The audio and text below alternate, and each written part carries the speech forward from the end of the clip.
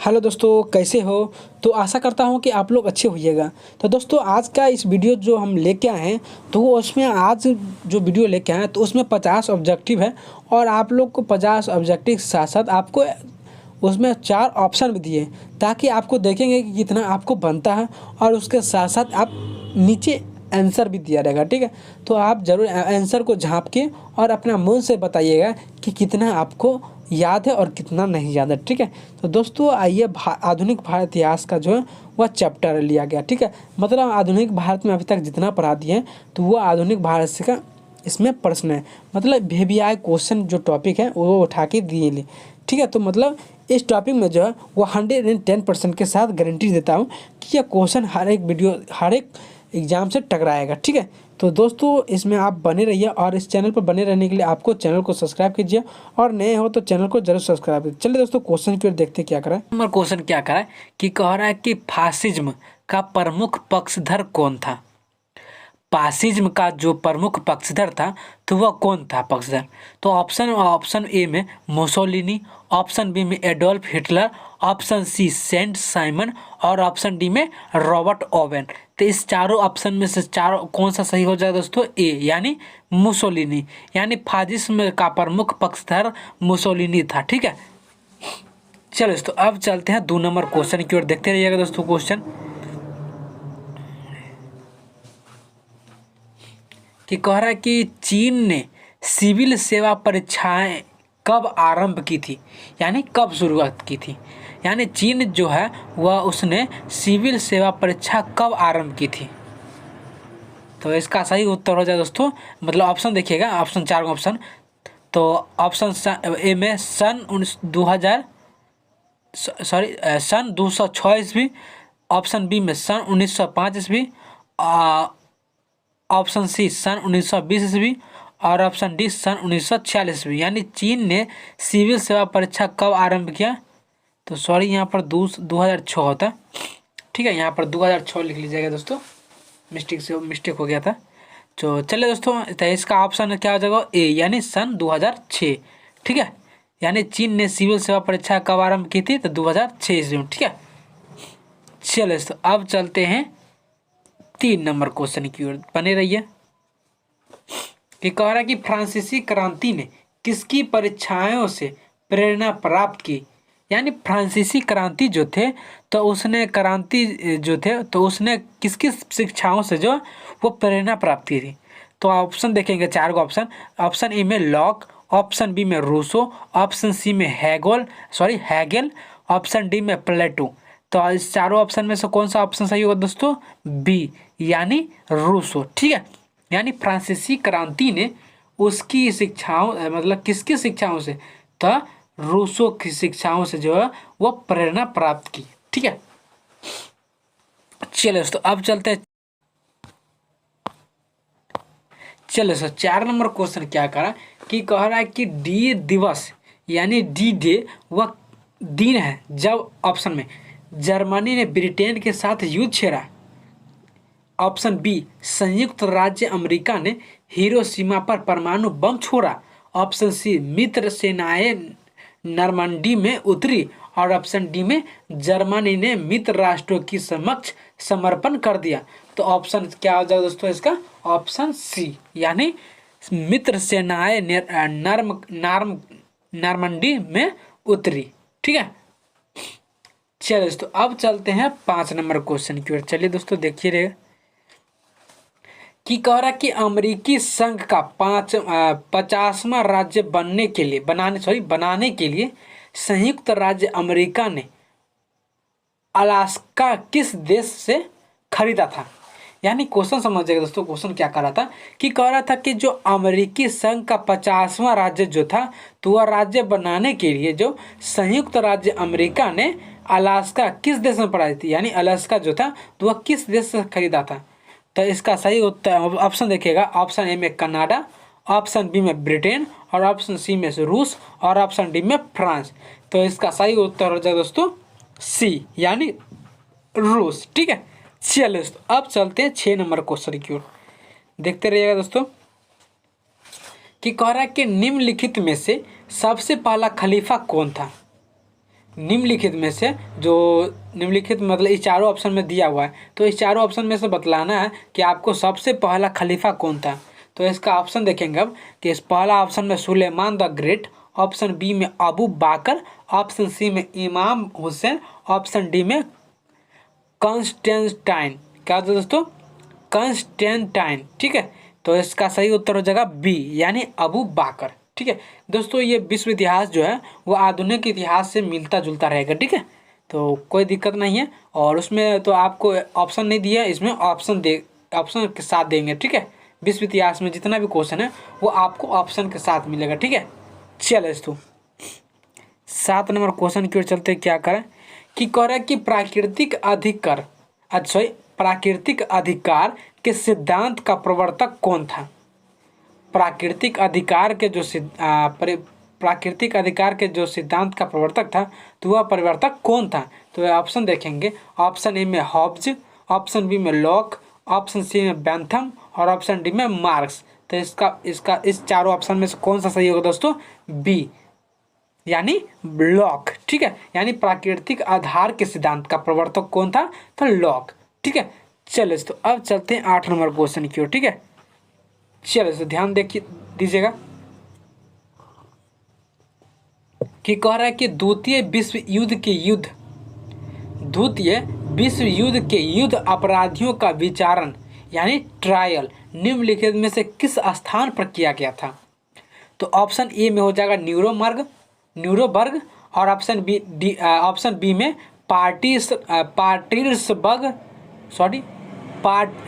क्या लिखा हुआ है? पीटर्सबर्ग। क्या दोस्तों? पीटर्सबर्ग। और ऑप्शन सी में गेटिसबर्ग और ऑप्शन डी में पेट्सबर्ग। ठीक है, तो इस सब ऑप्शन में से कौन सा सही ऑप्शन हो जाएगा? ए यानी न्यूरेमबर्ग। ठीक है, न्यूरेमबर्ग। ठीक है, चलो अब चलते हैं 9 नंबर क्वेश्चन की ओर। चलो 9 नंबर क्वेश्चन क्या कह रहा है कि कह रहा है कि निम्नलिखित घटनाओं को काल क्रमानुसार रखिए।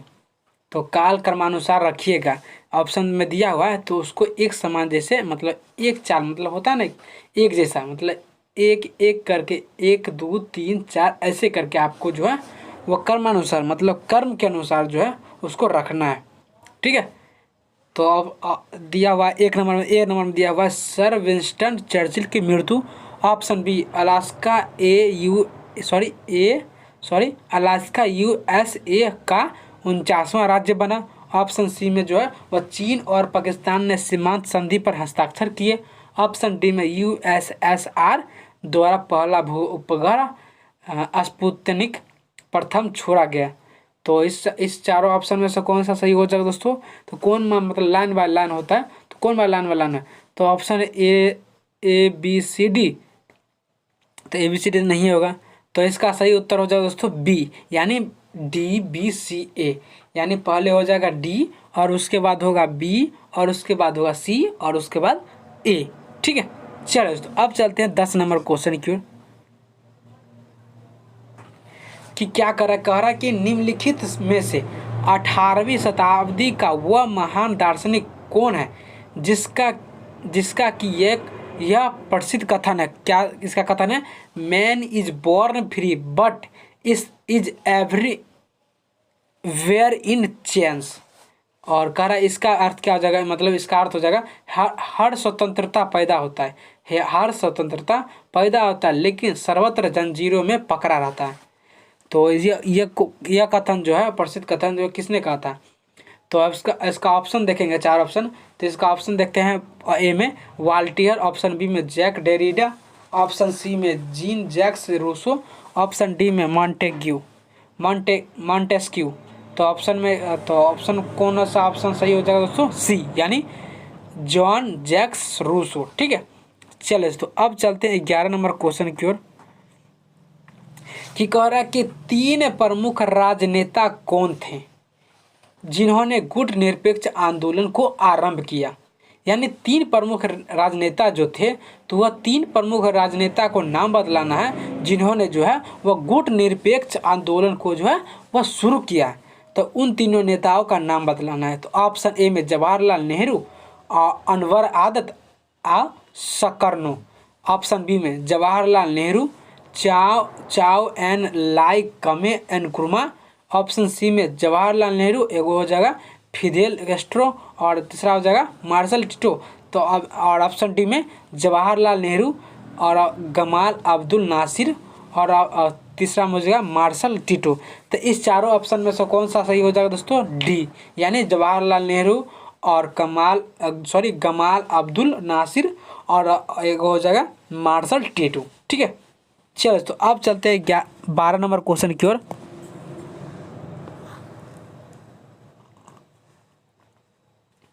चलिए तो अब 12 नंबर क्वेश्चन क्या कह रहा है कि कह रहा है जो सप्तवर्षीय युद्ध में कौन से दो देश शामिल थे। यानी जब सप्तवर्षीय युद्ध हुआ था तो उस युद्ध में जो है वह कौन दो देश थे जो शामिल हुआ था इस युद्ध में, सप्तवर्षीय युद्ध में। तो इसका ऑप्शन देखेंगे, 4 ऑप्शन। ऑप्शन ए में टर्की और ऑस्ट्रिया, ऑप्शन बी में इंग्लैंड और फ्रांस, ऑप्शन सी में फिलिस्तीन और इजराइल, ऑप्शन डी में जर्मनी और रूस। तो इस चारों ऑप्शन में से कौन ऑप्शन सही हो जाएगा दोस्तों? बी, यानी इंग्लैंड और फ्रांस। ठीक है, चलिए तो अब चलते हैं 13 नंबर क्वेश्चन की ओर कि कह रहा है कि लेडी विद द लैंप किसे कहा जाता है। लेडी विद द लैंप किसे कहा जाता है? तो ऑप्शन ए में Joan of Arc, option B में हेलेन केलर, ऑप्शन सी में फ्लोरेंस नाइटिंगेल और ऑप्शन डी में सरोजनी नायडू। तो इस चारों ऑप्शन में से कौन सा सही हो जाएगा दोस्तों? सी, यानी फ्लोरेंस नाइटिंगेल। ठीक है, नाइटिंगेल। चलिए दोस्तों अब चलते हैं 14 नंबर क्वेश्चन की ओर कि कह रहा है कि 14 नंबर कह रहा है कि वाटरलू कहाँ स्थित है। क्या कह रहा है दोस्तों?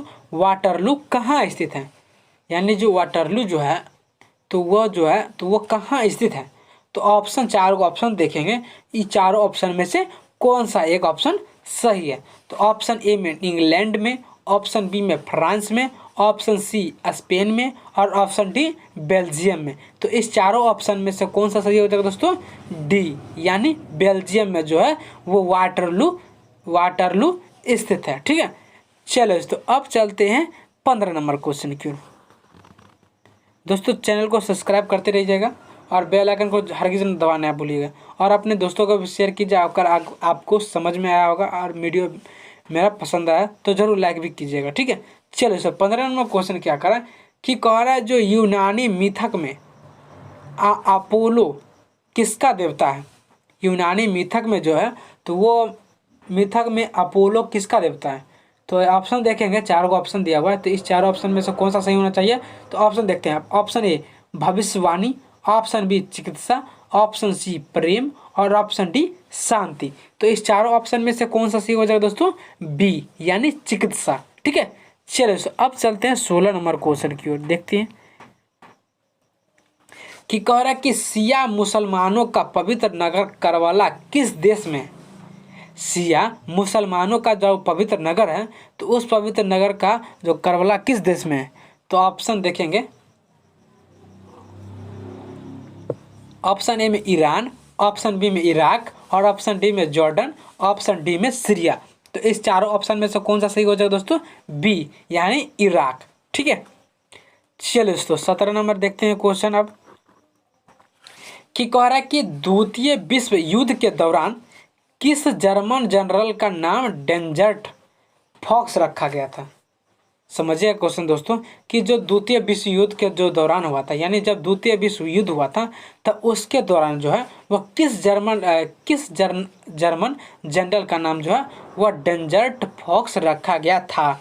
ठीक है, तो ऑप्शन देखेंगे। ऑप्शन ए में गोएबेल्स, ऑप्शन बी में गोए रिंग और ऑप्शन सी में रोमल और ऑप्शन डी में हिमलेर। तो इसका सही आंसर हो जाएगा सी, यानी रोमेल। ठीक है, चलो तो अब चलते हैं 18 नंबर क्वेश्चन की ओर कि कह रहा है कि अमेरिकी गृह युद्ध के फलस्वरूप किसका अंत हुआ। यानी जो अमेरिकी गृह युद्ध हुआ था, तो अमेरिका गृह युद्ध हुआ था अमेरिकी, तो उस युद्ध में जो है तो उस युद्ध के फलस्वरूप किसका अंत हुआ था। अमेरिकी गृह युद्ध के जो अंत हुआ था, अमेरिकी गृह युद्ध हुआ था तो उसके फलस्वरूप जो हुआ था वह किसका अंत हुआ था उसके फलस्वरूप। तो ऑप्शन देखेंगे। ऑप्शन ए में दास प्रथा, ऑप्शन बी में जमींदारी, ऑप्शन सी में राजतंत्र और ऑप्शन डी में रंग भेद। तो इस चारों ऑप्शन में से कौन सा सही हो जाएगा दोस्तों? ए यानी दास प्रथा। क्या दोस्तों? दास प्रथा। ठीक है, चलिए दोस्तों अब चलते हैं 19 नंबर क्वेश्चन की ओर, कि कह रहा है कि एडोल्फ हिटलर के लिए स्वामी विरोधी नीति का अर्थ था। तो इस समझिए क्वेश्चन दोस्तों अच्छे से, कि कह रहा था कि जो एडोल्फ हिटलर था, तो एडोल्फ हिटलर के लिए स्वामी विरोधी नीति का अर्थ क्या था? तो इस नीति का अर्थ क्या हो जाएगा? तो ऑप्शन देखेंगे, कालों के विरुद्ध नीति, ऑप्शन बी यहूदी विरोधी नीति, ऑप्शन सी प्रोटेस्टेंट विरोधी नीति, ऑप्शन डी में जर्मन विरोधी नीति। तो इस चारों ऑप्शन में से कौन सा सही हो जाएगा दोस्तों? बी यानी यहूदी विरोधी नीति। ठीक है, चलिए दोस्तों अब चलते हैं 20 नंबर क्वेश्चन की ओर। ध्यानपूर्वक देखते रहिएगा दोस्तों कि कैसे क्वेश्चन पूछा जा रहा है और कैसा क्वेश्चन है। तो आप जरूर एग्जाम में आप बैठिएगा और निकाल दीजिएगा। ठीक है, चलो दोस्तों 20 नंबर क्वेश्चन कर रहा है, कि कह रहा है जो लियोनार्डो द विंची किस युग का प्रतिनिधित्व करता है? लियोनार्डो जो है वह द विंची किस युग का जो है वो प्रतिनिधित्व करता है? तो ऑप्शन ए में सुधार, ऑप्शन बी में पुनर्जागरण, ऑप्शन सी में साम्यवाद और ऑप्शन डी में औद्योगिक क्रांति। तो इस चारों ऑप्शन में से कौन सा सही हो जाएगा दोस्तों? बी यानी पुनर्जागरण। ठीक है, चलो दोस्तों अब चलते हैं 21 नंबर क्वेश्चन की ओर। दोस्तों आपको अगर वीडियो मेरा पसंद आती होगी तो जरूर लाइक करते रहिएगा। ठीक है, चलो दोस्तों 21 नंबर क्वेश्चन क्या कर रहा है? 21 नंबर कह रहा है कि फासिस्टवाद की विचारधारा किस देश में विकसित हुई थी? क्या कर रहा है दोस्तों? क्वेश्चन को समझिएगा अच्छे से, कि कह रहा है कि फासिस्टवाद जो है तो वह उसकी विचारधारा किस देश में विकसित हुई थी, यानी किस देश में जो है वह उसका जो है विचारधारा था, तो वह किस देश में जो है वह विकसित हुआ था, यानी ग्रो हुआ था, बढ़ा था आगे के ऊपर। ठीक है, तो ऑप्शन ए में जर्मनी और ऑप्शन बी में जापान, ऑप्शन सी में इटली और ऑप्शन डी में रूस। तो इस चार ऑप्शन में से सही कौन हो जाएगा? सी यानी इटली। ठीक है, चलो दोस्तों अब चलते हैं 22 नंबर क्वेश्चन की ओर, कि कह रहा है कि ताशकंद शहर कहाँ स्थित है? ताशकंद का जो शहर है तो वो ताशकंद एक शहर है, तो उस जो ताशकंद है तो वो कौन सा शहर में स्थित है? तो इसका ऑप्शन देखेंगे, ऑप्शन ए में उज्बेकिस्तान, ऑप्शन बी में कजाकिस्तान, ऑप्शन सी में रूस, ऑप्शन डी में किर्गिस्तान। तो इस चारों ऑप्शन में से कौन सा सही हो जाएगा दोस्तों? ए यानी उज्बेकिस्तान, या ताशकंद शहर उज्बेकिस्तान में स्थित है। ठीक है, कोई भी आपसे पूछ सकता है कि कहेगा कि जो ताशकंद शहर है तो वो शहर किस शहर में स्थित है? तो उज्बेकिस्तान में। ठीक है, चलो तो अब चलते हैं 23 नंबर क्वेश्चन की ओर, कि कह रहा है कि वियतनाम के स्वतंत्रता आंदोलन के नेतृत्व किसने किया था? तो ऑप्शन ए में नागो डिनहन DM, option B जहाओ एनलाई, option C पोल पोट, ऑप्शन डी हो ची मिन। तो इसका सही उत्तर हो जाएगा दोस्तों डी यानी हो ची मिन, यानी वियतनाम के जो स्वतंत्रता आंदोलन का जो नेतृत्व किया था वो हो ची मिन ने किया था। ठीक है, चलो दोस्तों अब चलते हैं 24 नंबर क्वेश्चन की ओर। कह रहा कि द्वितीय विश्व युद्ध में धुरी राष्ट्र कौन थी? तो ऑप्शन ए में देखेंगे पोलैंड, जापान, जर्मनी और ऑप्शन बी में Italy, Japan, Britain, option C में Germany, Italy, France, option D में जर्मनी, इटली, जापान। तो इस चारों ऑप्शन में से दोस्तों कौन सही हो जाएगा? डी यानी जर्मनी, इटली, जापान। यानी जो द्वितीय विश्व युद्ध हुआ था तो उस युद्ध में धुरी राष्ट्र कौन था? तो Germany, Italy, Japan. Germany, Italy, Japan. क्या हो जाएगा? Germany, Italy, Japan. ठीक है, चलिए 25 नंबर क्वेश्चन देखते हैं अब, कि कह रहा है कि सूची प्रथम का मिलान सूची 2 के साथ कीजिए और सूचियों के नीचे दिए गए कूट से सही उत्तर चुनिए। आपको दे सकता है ऐसा क्वेश्चन ऑब्जेक्टिव में। तो सूची 1 में नाम होगा और सूची 2 में घटना, यानी ए हॉब्स और 1 नंबर में दिया हुआ फ्रांसीसी क्रांति और बी नंबर में दिया हुआ रूसो और 2 नंबर मतलब इसका जो घटना है गौरमय क्रांति। ऑप्शन सी लॉक और 3 नंबर में दिया हुआ चार्ल्स प्रथम का फांसी। ऑप्शन डी हिटलर, 4 नंबर में द्वितीय विश्व युद्ध। तो इस चारों ऑप्शन में से कौन सा सही हो जाएगा, यानी कूट में दिया हुआ ABCD। तो इस चारों ऑप्शन में से क्या हो जाएगा दोस्तों, 2 3 1 4, तो या 3 1 2 4 बी नंबर, और ऑप्शन सी में 1 4 2 3, और ऑप्शन डी में 1 2 4 3। तो इस चारों ऑप्शन में से कौन सा सही हो जाएगा दोस्तों, बी, यानी 3 1 2 4। यानी 3 होगा चार्ल्स प्रथम का फांसी, 1 नंबर होगा गौरवमय क्रांति, और 2 नंबर हो 1 नंबर होगा फ्रांसीसी क्रांति, और 2 नंबर होगा गौरवमय क्रांति, और ऑप्शन 4 नंबर हो जाएगा द्वितीय विश्व युद्ध क्रांति, द्वितीय विश्व युद्ध। ठीक है, चलो तो अब चलते हैं 26 नंबर क्वेश्चन की ओर, कि कह रहा कि चिंतकों के निम्नलिखित समूहों में से फाजिस्म को किसने प्रभावित किया। यानी क्वेश्चन को अच्छे तरीके से समझिएगा कि कह रहा है कि चिंतकों के निम्नलिखित जो है, तो उस निम्नलिखित समूह में से फाजिस्म को किसने प्रभावित किया। तो इस चारों ऑप्शन में से कौन सा सही हो जाएगा दोस्तों, ऑप्शन ए देखेंगे प्लेटो और मैकियावेली और हर्बर्ट स्पेंसर, और ऑप्शन बी में देखेंगे अरस्तु, सेंट ऑगस्टीन और TS ग्रीन, और ऑप्शन सी में कैंट, फिस्टे और हैंगल और रोजनबर्ग, ऑप्शन डी में कार्ल मार्क्स, और हो जाएगा एंजल्स, और हो जाएगा लेनिन। तो इस चारों ऑप्शन में से कौन सा हम देखेंगे सही हो जाएगा, तो ऑप्शन सी, यानी सी नंबर ऑप्शन सही है। यानी चिंतकों की निम्नलिखित समूह में से फाजिस्म को किसने प्रभावित किया, तो कैंट, और हो जाएगा फिस्टे और हैंगल और रोजनबर्ग। ठीक है, चलो तो 27 नंबर क्वेश्चन देखते हैं कि कह रहा कि यूनाइटेड किंगडम का उत्तम उदाहरण है।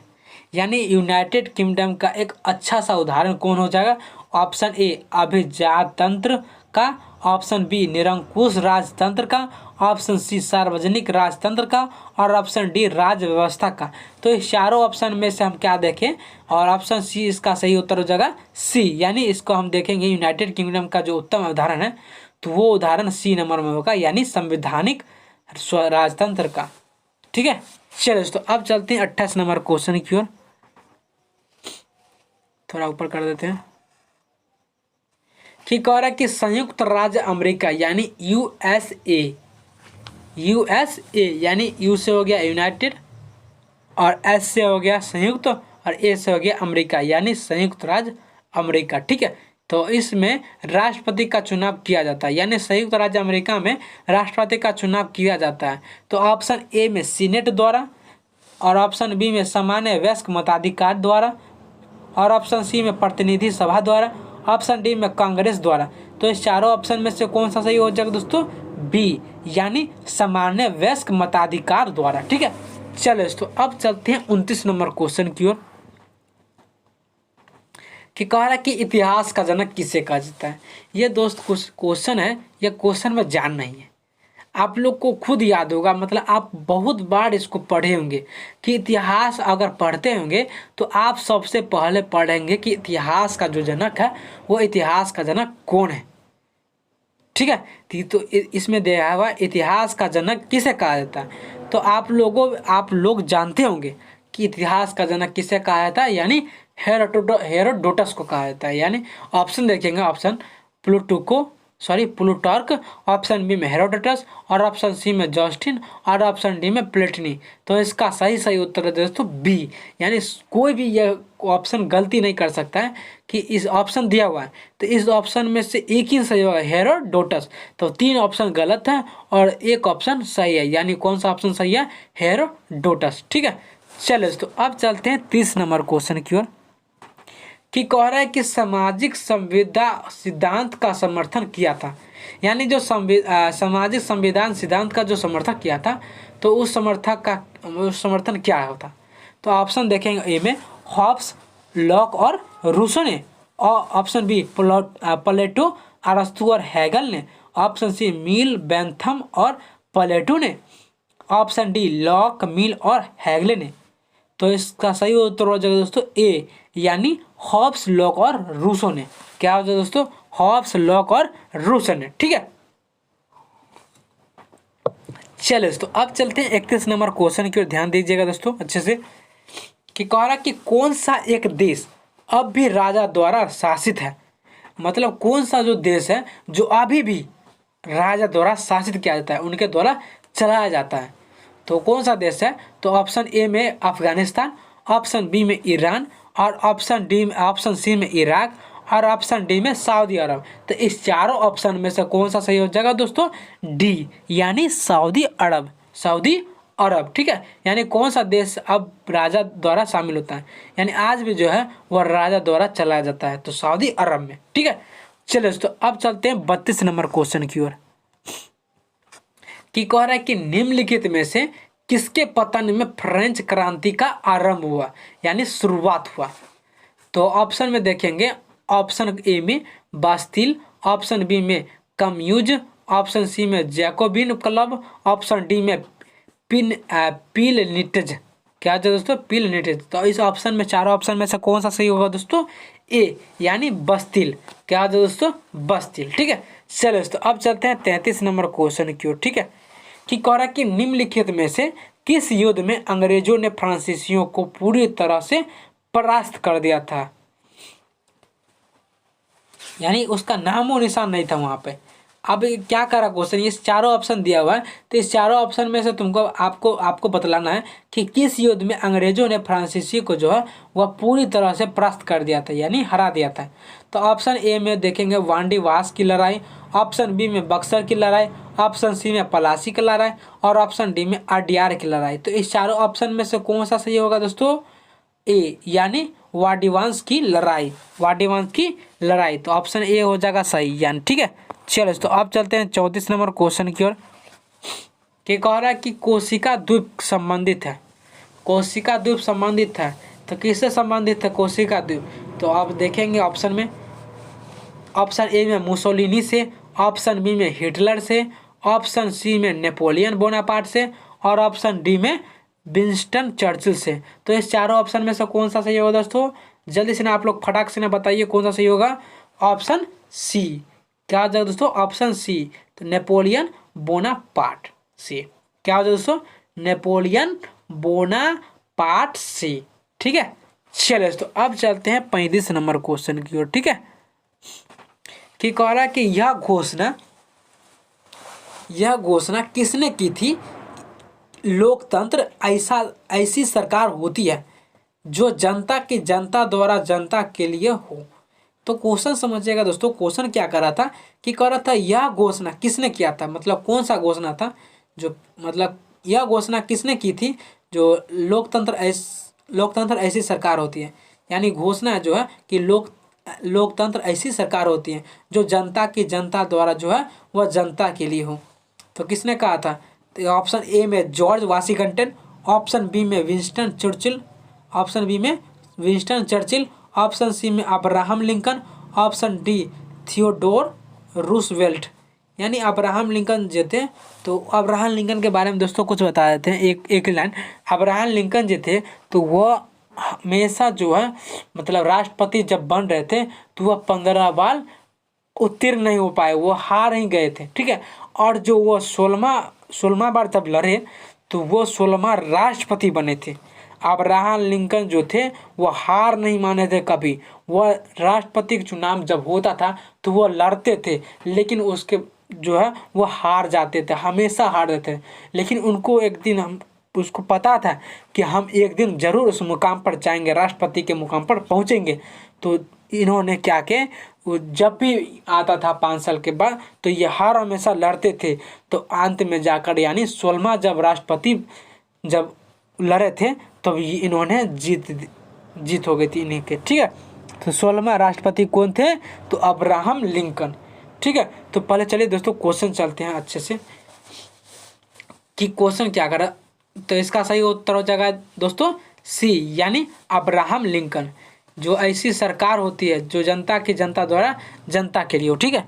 ये अच्छे भी इंसान थे अब्राहम लिंकन। चलो दोस्तों अब चलते हैं 36 नंबर क्वेश्चन की ओर, ठीक है, कि कह रहा है कि जापान की संसद को कहते हैं, जापान की संसद को हम दोस्तों क्या कहेंगे?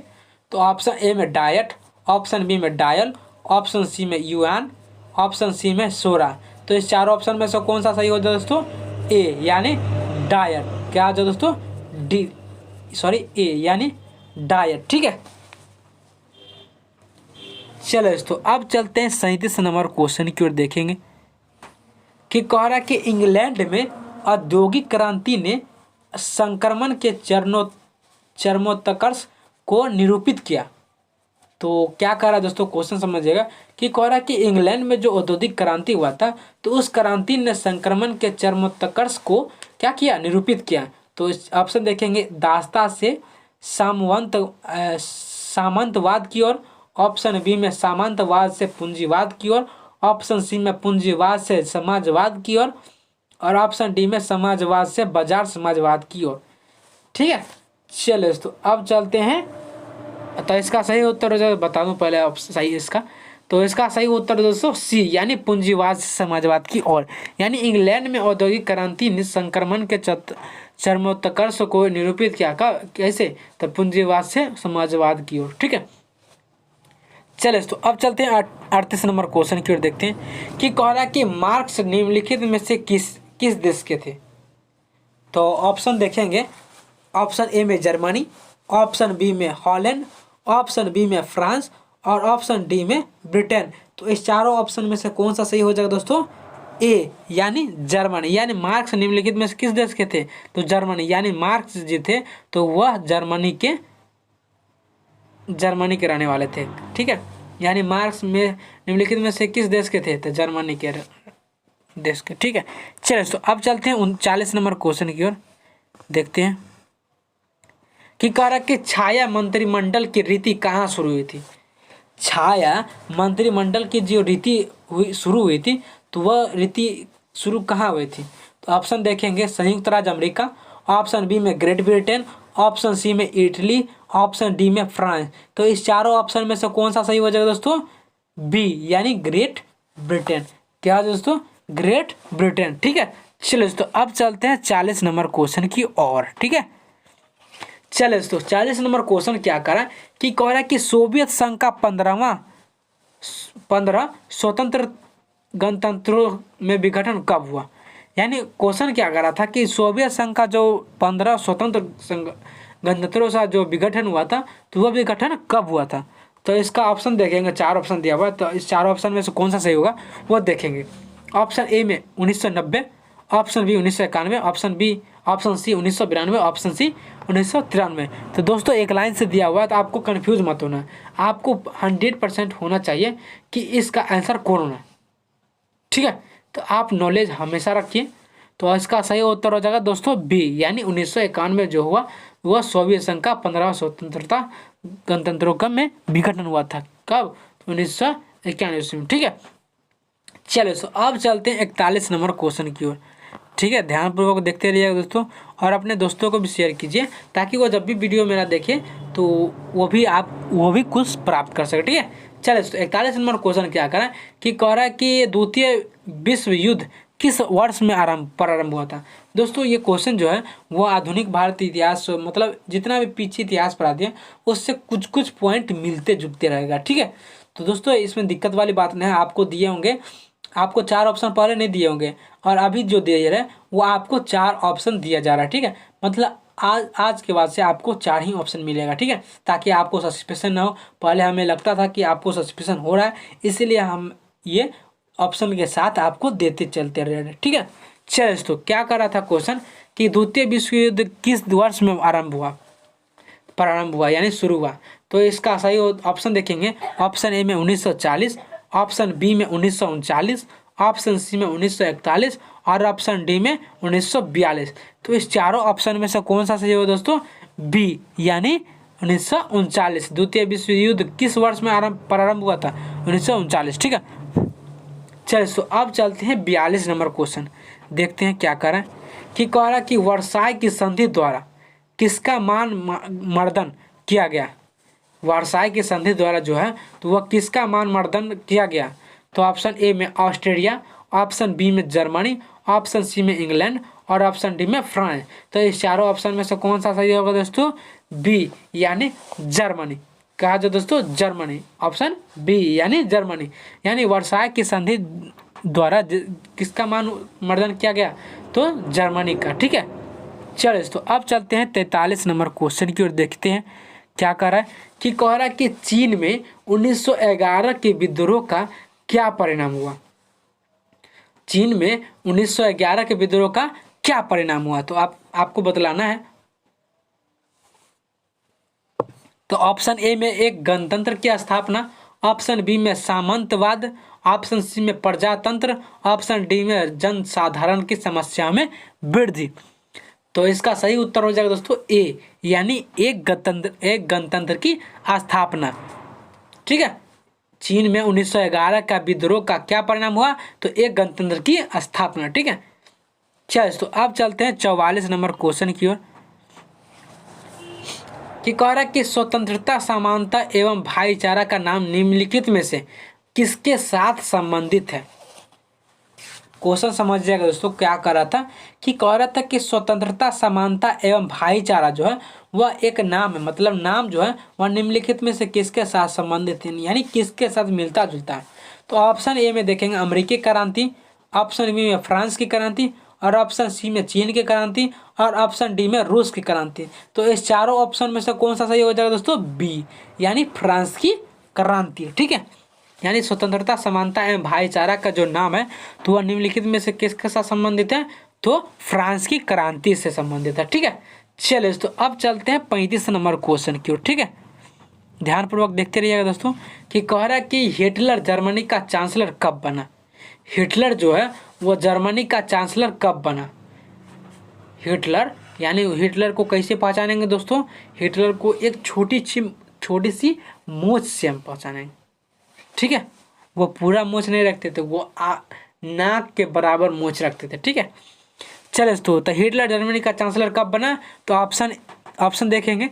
ऑप्शन ए में 1930 ईस्वी, सॉरी 1930, यहाँ चलिए मान चाहिए ईस्वी, ऑप्शन बी में 1929, ऑप्शन सी में 1936, ऑप्शन डी में 1933।